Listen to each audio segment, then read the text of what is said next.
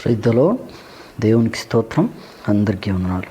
ప్రియులారా, చాలా రోజుల తర్వాత మరొకసారి ఈ విధంగా మరొక విషయంతో అందరి ముందుకు వచ్చేందుకు, ఇంకా మరొక ఉన్నతమైన విషయాన్ని దేవుడు రాయించిన గ్రంథంలో నుండి అందరి ముందుకు తీసుకొచ్చేందుకు దేవుడిచ్చిన ఈ యొక్క అవకాశాన్ని బట్టి దేవునికి శుభములు మరియు స్తోత్రాలు ఇంకా స్తుతులు చెల్లించుకుంటున్నాను. ఇందును బట్టి దేవుడు యుగముల వరకు మహిమనందునుగాక. ఆమేన్. In Jesus name. ప్రియులారా, ఈరోజు మనం ముఖ్యంగా ఒక విషయం మాట్లాడుకోబోతున్నాం.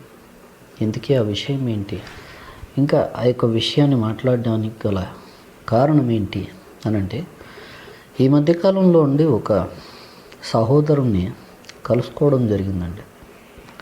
ఆ యొక్క సహోదరుడు మాట్లాడుతూ ఈ విధంగా అన్నాడు, బ్రదర్, మా ఇంట్లో నేను ఒక్కడనే రక్షణ పొందిన వాడిని, ఇంకా నేను ఒక్కడనే యేసుక్రీస్తు ప్రభువుని తెలుసుకున్నవాడిని, ఇంకా యేసుక్రీస్తు ప్రభువుని కలిగి జీవితాన్ని గడుపుతూ ఉన్నవాడిని.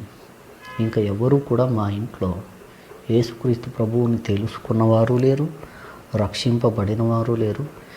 యేసుక్రీస్తు ప్రభువుతో కలిసి ఇంకా యేసుక్రీస్తు ప్రభువును కలిగి జీవితాన్ని గడుపుతూ ముందుకు సాగుతున్నవారు లేరు. నేను ఒక్కడనే ముందుకు సాగుతున్నాను ఆ విధంగా యేసుక్రీస్తు ప్రభువుతో కలిసి, ఇంకా యేసుక్రీస్తు ప్రభువుని స్వరక్షకునిగా అంగీకరించి రక్షింపబడి యేసుక్రీస్తు ప్రభువుని జీవితంలోనికి ఇంకా హృదయంలోనికి చేర్చుకొని నేను ఒక్కడనే ముందుకు సాగుతున్నాను. ఇంకా యేసుక్రీస్తు ప్రభువుకు చెందిన వాటిగా నేను ఒక్కడనే బతుకుతున్నాను. కాబట్టి ఎన్నో రకాల శ్రమలు, కష్టాలు, ఇబ్బందులు నాకు ఎవరి నుంచో కాదు, మా ఇంట్లో వాళ్ళ నుండే వస్తున్నాయి అని ఒక సహోదరుడు చెప్పడం జరిగింది. విషయం ఏంటి, అలా ఎందుకు వస్తున్నాయి సోదరా అని నేను అడిగినప్పుడు ఆయన ఇచ్చిన సమాధానం ఏంటి అంటే, యేసుక్రీస్తు ప్రభువుని తెలుసుకోవడము, ఇంకా ఆయన్ని స్వకీయ రక్షకునిగా లేదా స్వరక్షకునిగా అంగీకరించడము, రక్షింపబడము, యేసుక్రీస్తు ప్రభువుకు చెందిన వ్యక్తిగా మారడము, ఇంకా యేసుక్రీస్తు ప్రభువుకు చెందిన వ్యక్తిగా జీవితాన్ని గడపడము, ఇంకా యేసుక్రీస్తు ప్రభువుకు చెందిన వ్యక్తిగా జీవితాన్ని గడుపుతూ ప్రతి వారం ఆరాధన కార్యక్రమానికి హాజరవుతూ ఉండడం వల్ల దీన్ని బట్టి ఇంట్లో వాళ్ళు ఏ విధంగా ఈయన విషయమై ఆలోచనలు కలిగి వ్యవహరిస్తున్నారు అంటే, ఇంకేదో ఈయన పెద్ద నేరం చేసేసినట్టు, ఎవరినో పోయి హత్య చేసేసినట్టు, లేదా చెప్పాలి అంటే ఇంకా ఏదో పెద్ద తప్పు చేసేసినట్టు, ఇంకా చెప్పాలి అంటే ఎవరు ఎప్పుడు ఎక్కడ చెయ్యకూడని, చెప్పాలంటే చెయ్యని తప్పు కాదు, చెయ్యకూడని తప్పు అంటే మహా పెద్ద తప్పు చేసినట్టుగా ఫీల్ అవుతూ ఈయంతో వ్యవహరిస్తున్నారంటండి వారి యొక్క కుటుంబీకులు. ఇదంతా ఎందుకు అంటే, యేసుక్రీస్తు ప్రభువుని ఈయన స్వకీయ రక్షకునిగా అంగీకరించి జీవితాన్ని గడుపుతున్నందుకు గాను వస్తూ ఉంది. ఏమండి, ఈరోజు దీన్ని బట్టే ఒక విషయం మాట్లాడదాం అనుకుంటున్నానండి. ఈ విషయం చెప్పడానికి ముందు ఒక విషయం చెప్తానండి. ప్రపంచంలో ఎప్పుడు చాలా వరకు ప్రతి చోట జరిగే విషయమే చెప్తాను. ఈరోజు వేరే ఏదో జరగని విషయం అయితే నేను చెప్పను. ఏమండి, ఒక విషయం మనం బాగా మన చుట్టూ చాలా వరకు ప్రతిరోజు కూడా జరిగే విషయం ఇది. వాస్తవానికి చూసుకుంటే ఏంటి ఇంతకీ ఈ విషయము అనేసి అంటే, ఎంతోమంది అండి జబ్బుపడి ఆసుపత్రికి వెళ్తారండి మామూలుగా. ఆ యొక్క తరుణంలో తమ వారిని బతికించుకోవాలనే ఒక ఉద్దేశంతో ఎంతోమంది డబ్బున్న వాళ్ళైతే చాలా మంచి వైద్యం చేయించాలి అని కోరుకుంటారు. ఇంకా ఆ యొక్క మంచి వైద్యం చేయించేందుకోసం ఎంత డబ్బైనా ఖర్చు పెడుతూ ఉంటారు. ఇంకా చెప్పాలి అనేసి అంటే ఏ ఏ చోట్ల నుండి అంటే ఎక్కడెక్కడో వేరే స్థలాల నుండి వైద్యం చేసే ఒక వైద్యుల్ని పిలిపిస్తూ ఉంటారు. ఇంకా కొన్ని సందర్భాల్లో వేరే రాష్ట్రాల నుంచి పిలిపిస్తూ ఉంటారు.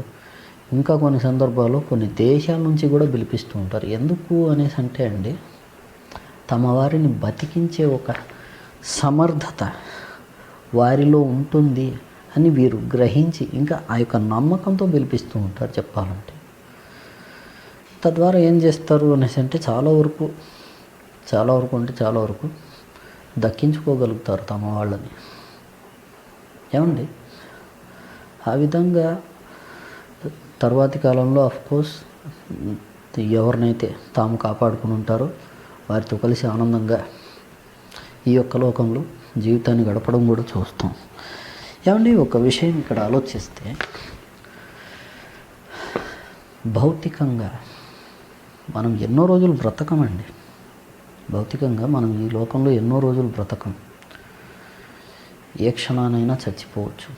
ఇంకా చెప్పాలి అంటే ఒకవేళ హఠాత్తుగా చచ్చిపోకపోయినప్పటికీ లేదా చనిపోకపోయినప్పటికీ కూడా ఈ యొక్క ఆయుష్కాలం ఏదో ఒక రోజు పూర్తయ్యే అవకాశం ఉంది.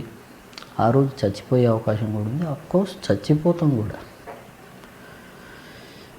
ఈ యొక్క చచ్చిపోయే ఈ యొక్క జీవితాన్ని కాపాడుకోవాలి అనేసి మనము ఎంతో కష్టపడుతున్నాం, ఎన్నో డబ్బులు వెచ్చిస్తున్నాం, ఎక్కడెక్కడి నుండో పిలిపిస్తున్నాం వైద్యుల్ని ఇలాంటి పరిస్థితుల్లో. అలాగే వారి చేత వైద్యం చేయించుకుంటున్నాం. ఇంకా వారి చేత స్వస్థతలు కూడా అంటే చెప్పాలి అంటే రోగం నయం చేయించుకుంటున్నాం కూడా. తద్వారా జీవితాన్ని మళ్ళీ కొనసాగిస్తూ ముందుకు వెళ్ళే ఒక అవకాశాన్ని పొందుకుని ఆ విధంగా ముందుకు సాగుతున్నాం. ఏమండి, ఆలోచిస్తే ఇక్కడ రోగం వచ్చిన వ్యక్తులు కేవలం వారి స్వస్థలంలో ఉన్న వైద్యులతో మాత్రమే చేయించుకుంటాం వైద్యము అని అన్నారు. ఇంకా వారి స్వస్థలంలో దొరికే మందులు మాత్రమే వాడతాము అని అన్నారు. ఇంకా చెప్పాలి అంటే ఎవరైతే వారికి పరిచయం ఉన్న వ్యక్తులు ఉంటారో వారితో మాత్రమే వైద్యం చేయించుకుంటాము, వారితో మాత్రమే మందులు చేయించుకుంటాము, వారిచ్చిన మందులు మాత్రమే వాడతాము అని అన్నారండి. ఏంటి విషయం అనేసి అంటే ఎవరు చేస్తే ఏంటి, మంచి వైద్యం కావాలి అంటారు. ప్రాణాలు నిలబడడం ఇంపార్టెంట్ ఇక్కడ. అంటే ప్రాణాలు నిలబడడం ప్రాముఖ్యం ఇక్కడ. కాబట్టి మంచి వైద్యం అవసరం. కాబట్టి ఆ మంచి వైద్యం చేసే వ్యక్తి ఎవరైనా సరే వచ్చి మంచి వైద్యం అందిస్తే చాలు, మా వ్యక్తి బ్రతికితే చాలు అని భావించి మంచి వైద్యం చేసే వ్యక్తి ఎవరైనా సరే, ఏ కులానికి చెందినోడైనా సరే, ఏ మతానికి చెందినోడైనా సరే, ఏ ప్రాంతానికి చెందినోడైనా సరే, ఏ రాష్ట్రానికి చెందినోడైనా సరే, ఏ దేశానికి చెందినోడైనా సరే వైద్యం చేయించుకుంటారు. ఇంకా వారి దగ్గర నుంచి మందులు కూడా తీసుకుంటారు, వాడతారు. ఎందుకు అనేసి అంటే బతికే ఛాన్స్ ఉంది అనేసి, ఇంకా బతకాలి అని, ఇంకా బతుకుతారు అనే నమ్మకంతో కూడా ఇవన్నీ చేయించుకుంటామండి. ఏమండి, ఇందాక చెప్పినట్టు తాత్కాలిక జీవితం అండి ఇది. తాత్కాలిక జీవితం. దీంట్లోనే బతికేందుకోసము ప్రాంతాలను పట్టించుకోవట్లేదు మనుషులు, రాష్ట్రాలను పట్టించుకోవట్లేదు. అంటే ప్రాంతీయ భేదాలు చూడట్లేదు ప్రజలు, రాష్ట్రీయ భేదాలు చూడట్లేదు ప్రజలు. చెప్పాలంటే దేశ భేదాలు, ఖండ భేదాలు కూడా చూడట్లేదండి. ఎవరితోనైనా సరే చికిత్స చేయించుకుంటున్నారు, మందులు తీసుకుంటున్నారు, వాడుతున్నారు. తద్వారా ప్రాణాలు నిలబెట్టుకోగలుగుతున్నారు. తాత్కాలికంగా ప్రాణాలు నిలబెట్టుకునేందుకోసమే ఇంత చేస్తున్న ఈ మనిషి తాత్కాలికంగా ఈ లోకంలో ఈ దేహం ఎంతకాలం అయితే ఉంటుందో అంతకాలం బతికేందుకోసం, సజీవంగా ఉండేందుకు ఇంత కష్టపడుతున్న ఈ మనిషి, ఈ దేహాన్నే బతికించే ఆత్మ అనేది ఒకటి ఉంది. ఆ ఆత్మ కూడా శాశ్వత కాలం బతికేందుకు గాను ఒక కార్యక్రమం అనేది చేయాల్సి ఉంది అనేసి చాలా వరకు గుర్తించట్లేదండి. ఏమండి ఇక్కడ గమనిస్తే గుర్తించాల్సిన అవసరత చాలా వరకు ప్రతి ఒక్కరూ గుర్తించాల్సిన అవసరం ఉంది. ఎందుకంటే మనుష్యులమైన మన అందరికీ కూడా అండి ఆత్మ అనేది ఉంది. ఆ ఆత్మకు ఈ దేహానికి ఎలాగైతే జీవితం అనేది ఉందో దీన్ని ఈ దేహాన్ని జీవింపజేసే ఆత్మకు సైతం జీవితం అనేది ఉంది. అది శాశ్వతంగా ఉంది. ఆ యొక్క శాశ్వతంగా ఉండే జీవితం ఆనందంగా గడవాలి అంటే వేరే దిక్కు లేదండి. ఒక యేసుక్రీస్తు ప్రభు దగ్గరకు రావాలి, ఆయన్ని స్వకీయ రక్షకునిగా అంగీకరించాలి, ఇంకా ఆయన వాడిగా మారాలి, ఇంకా ఆయన సూచించిన విధంగా జీవితాన్ని గడపాలి. ఆయన సూచించిన విధంగా జీవితం గడపడం అంటే ఏం కులాన్ని వదిలేయడం కాదు, లేకపోతే మతాన్ని వదిలేయడం కాదు, లేదా మన వాళ్ళని వదిలేయడం కాదండి. మన పాత రోత జీవితాన్ని వదిలేయడం, ఆయన సూచించిన విధంగా పరిశుద్ధంగా అందరితోనూ దైవ ప్రేమ కలిగి జీవించడం. ఇంతేనండి, ఇంకేం కాదు. ఇంత చేస్తే చాలు. మనకంటూ ఉన్న ఆత్మ శాశ్వత కాలం జీవించగలిగే ఒక ఆత్మ ఏదైతే ఉందో అది ఆనందంగా జీవించే ఒక అవకాశాన్ని పొందుకుంటుంది. వాస్తవానికి ప్రతి ఒక్కరు కూడా చాలా వరకు అండి అందుకోసమేనండి యేసుక్రీస్తు ప్రభువుని ఆశ్రయిస్తూ ఉన్నారు, ఆయన వారిగా మారుతున్నారు, ఆయనను స్వకీయ రక్షకునిగా అంగీకరిస్తున్నారు, ఇంకా ఆయన్ని తమ హృదయంలో చేర్చుకుంటున్నారు, ఇంకా ఆయన్ని కలిగి ఆయనకు చెందిన వ్యక్తులుగా జీవితాన్ని గడుపుతున్నారు ఈరోజు. ఇంకా ఒక విధంగా వివరించి చెప్పాలి ఈ విషయాన్ని అంటే యేసుక్రీస్తు ప్రభుల వారిని చెప్పాలంటే యేసుక్రీస్తు ప్రభుల వారిని నమ్మడం ద్వారా ఎన్నో ప్రయోజనాలు ఉన్నాయండి.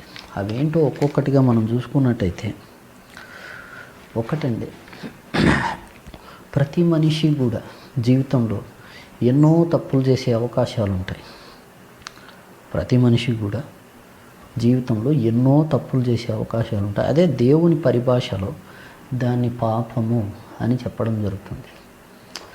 ఆ యొక్క తప్పులు చేసిన లేదా ఆ యొక్క పాపం చేసిన ప్రతి మనిషి కూడా, మనం సమాజంలో చూస్తేనే తప్పులు చేసిన మనుషులు శిక్షార్హులు కాబట్టి ఇంకా దేవుని దృష్టిలో పాపం అని ఎంచబడుతుంది. కాబట్టి అక్కడ కూడా శిక్షార్హమైన స్థితికే దారితీస్తుంది తప్పులు చేయడం అనేది. అయితే మనం చేసే తప్పులు ఏవైతే ఉన్నాయో వాటిని బట్టి మనం నరకానికి వెళ్ళే ఒక స్థితికి చేరుకుంటాం. మామూలుగా ఆ యొక్క స్థితి నుండి తప్పించుకోగలుగుతాం. చెప్పాలంటే మొదటగా యేసుక్రీస్తు ప్రభువు వారిని నమ్ముకోవడం ద్వారా నరకానికి పోకుండా తప్పించుకునే ఒక అవకాశం దొరుకుతుంది మనకు. ఇది ఒకటి. యేసుక్రీస్తు ప్రభువు వారిని నమ్మడం వల్ల వచ్చే ప్రయోజనాలు నేను చెబుతున్నాను, ఇక్కడ జాగ్రత్తగా గమనించండి. మొదటగా నరకానికి పోకుండా, నరకం అంటే ఇక్కడ గమనించాలి, నిత్యము మండే ఒక అగ్నిగుండం అని అర్థం. అందులోకి ఒకసారి వెళ్ళి పడ్డాము అనేసి అంటే ఇంకా చావు అనేది ఉండదు, ఇంకా అక్కడి నుంచి బయటికి రావడానికి అవకాశం కూడా ఉండదు. ఎప్పుడు ఆ యొక్క అగ్నిగుండంలో ఆ యొక్క అగ్నిలో కాలుతూ ఉండాల్సిందే పని. ఆ యొక్క స్థలానికి పోకుండా తప్పించుకునేందుకోసం అవకాశం ఏర్పడుతుంది. మొదటగా యేసుక్రీస్తు ప్రభువు వారిని నమ్ముకోవడం ద్వారా అక్కడికి పోకుండా తప్పించుకునే ఒక అవకాశం అయితే దొరుకుతుంది. ఒకటి. ఇంకా రెండు, మనం చూసుకున్నట్టయితే శాశ్వత కాలం, ఇంకా మరణమే లేకుండా శాశ్వత కాలం జీవించేందుకు, అందులోనే ఆనందంగా జీవించేందుకు అవకాశం దొరుకుతుంది. ఇంకా చెప్పాలి అనేసి అంటే మనం ఇంతవరకు చేసిన తప్పులకు గాను క్షమాపణ దొరుకుతుంది.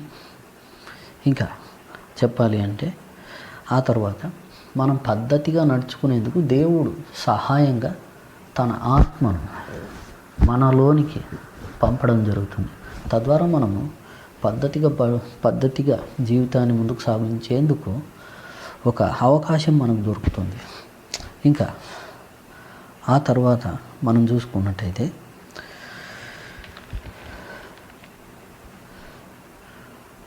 పద్ధతిగా గడిపేందుకు అవకాశం పొందుకున్న మనం పరిశుద్ధమైన జీవితాన్ని గడిపేందుకు కూడా ఇంకా మనము చెప్పాలి అంటే అవకాశం పొందకుండా తద్వారా పరిశుద్ధంగా జీవిస్తాం. తద్వారా ఏం జరుగుతుంది అనేసి అంటే అనేకులకు ఉన్నతంగా కనిపిస్తాం. మన చుట్టుపక్కల వారికి ఉన్నతంగా కనిపిస్తామండి. ఉన్నతంగా కనిపిస్తాం మనం.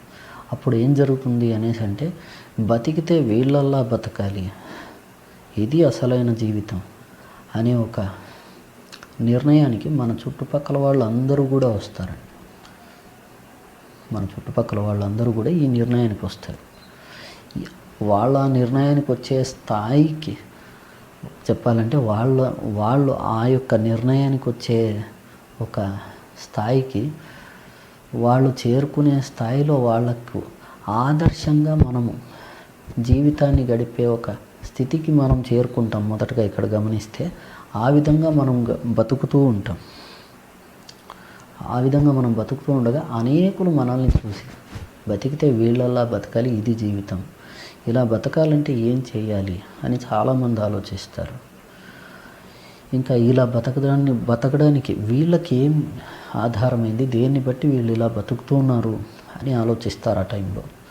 ఆ టైంలో యేసుక్రీస్తు ప్రభువును బట్టి ఆయన్ను విశ్వసించడం ద్వారా లేదా ఆయన్ని నమ్మడం ద్వారా ఇంకా ఆయన్ని జీవితాల్లోకి చేర్చుకోవడం ద్వారా ఈ విధంగా వీళ్ళు బతుకుతూ ఉన్నారు అని మనల్ని అడిగి తెలుసుకునే ఒక అవకాశం కూడా వాళ్ళకు మనల్ని అడిగి తెలుసుకునే ఒక ఆలోచన కూడా వాళ్ళు చేయడం జరుగుతుంది.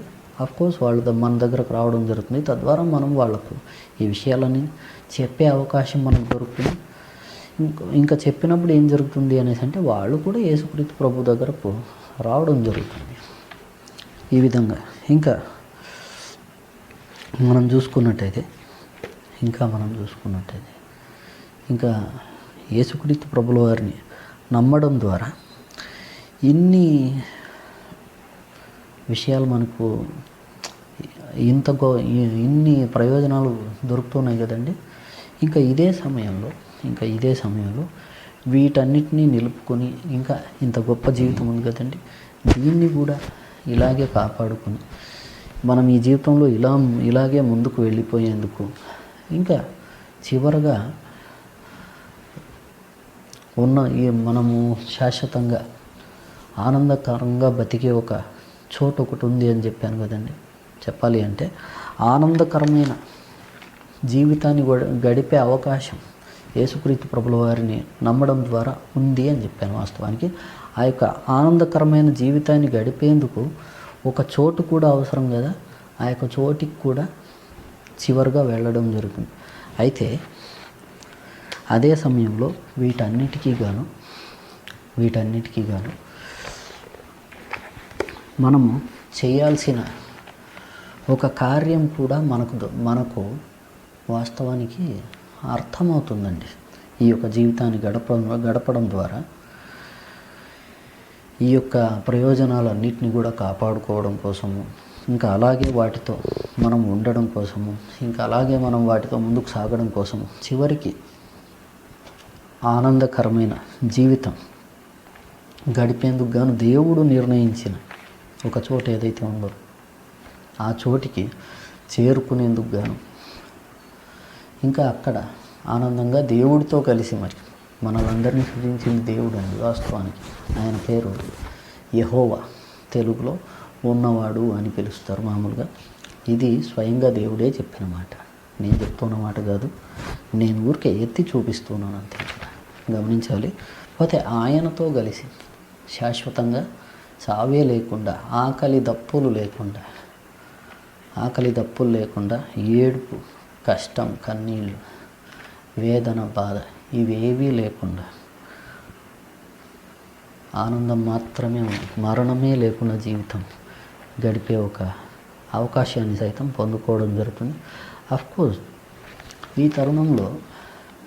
తరుణంలో మనం ఒక విధానాన్ని కూడా అనుసరించాల్సి ఉంటుంది. ఆ యొక్క విధానం కూడా ఎలాగా మనకు తెలుస్తుంది అంటే యేసుక్రీస్తు ప్రభుల వారి మీద మనం ఉంచే విశ్వాసం ద్వారానే ఇదంతా కూడా మనకు తెలిసే ఛాన్స్ ఉంటుందండి.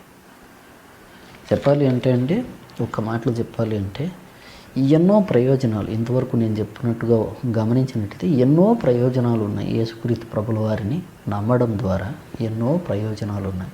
ఆ యొక్క ప్రయోజనాలన్నింటినీ పొందుకోవడం కోసం మాత్రమే యేసుక్రీస్తు ప్రభుల వారిని నమ్ముకోవడం జరుగుతుంది. చాలామంది కోర్స్ ఇంతవరకు నమ్ముకున్నారు, ఇప్పటికీ నమ్ముకుంటున్నారు, ఇక ముందు కూడా నమ్ముకుంటారు. ఎందుకు అనేసి అంటే ఎన్నో ప్రయోజనాలు ఉన్నాయి ఇక్కడ, అందుకోసం. అంతేగాని ఇక దేనికోసమో కాదు, మన వాళ్ళని వదిలేయడం కోసం కాదు, లేకపోతే మన కులాన్ని వదిలేయడం కోసం కాదు, మన మతాన్ని వదిలేయడం కోసం కాదు, లేకపోతే మన ఊరిని వదిలేయడం కోసం కాదండి. వాస్తవానికి ఎందుకోసం యేసుక్రీస్తు ప్రభుల వారిని నమ్ముకోవాల్సి ఉంది అనేసి అంటే ఇదిగో ఇంతవరకు చెప్పుకునే ఈ ప్రయోజనాలన్నీ కూడా పొందుకోవడం కోసం యేసుక్రీస్తు ప్రభుల వారిని నమ్ముకోవాల్సింది. కాబట్టి దయచేసి అందరూ కూడా ఈ యొక్క విషయాన్ని గ్రహించాల్సిందిగా కోరుతున్నాను. గ్రహించి యేసుక్రీస్తు ప్రభుల వారిని నమ్ముకుని ఈ యొక్క ప్రయోజనాలన్నీ కూడా మీరందరూ కూడా, అనగా ఈ యొక్క వీడియో ఎవరెవరైతే చూస్తారో వారందరూ కూడా ఈ యొక్క విషయాలను గ్రహించి యేసుక్రీస్తు ప్రభుల వారి మీద విశ్వాసం ఉంచి ఈ యొక్క ప్రయోజనాలన్నింటినీ కూడా పొందుకొని తద్వారా అందరూ బాగుండాలని నేను కోరుకుంటున్నాను. ఈ విధంగా కోరుకుంటూ నా ఈ మాటలు ముగిస్తున్నాను. అందరికీ వందనాలు. దేవుడు మిమ్మల్ని అందరినీ దీవించునుగాక. చివరిగా ప్రార్థన చేసుకుని ముగించుకుందాం. మహోన్నతుడు తండ్రి, గొప్ప దేవ, ఈ యొక్క సమయాన ఈ విధంగా చాలా కాలం తర్వాత మీ యొక్క వాక్యాన్ని ఆయన ఇలా ప్రజల ముందుకు తీసుకొచ్చేందుకు మీరు ఇచ్చిన యొక్క అవకాశాన్ని బట్టి మీకు కృతజ్ఞతలు తండ్రి, స్తోత్రాలు. నాయన ఈ యొక్క వాక్యాలను అనేకుల దృష్టికి తీసుకువెళ్ళండి నాయన, అనేకులకు వినిపించి వారి హృదయాల్లో భద్రపరచండి. ఇంకా భద్రపరిచి తద్వారా వారి హృదయాల్లో కార్యం జరిగించండి. తద్వారా అనేకులను నాయన వెలిగించండి.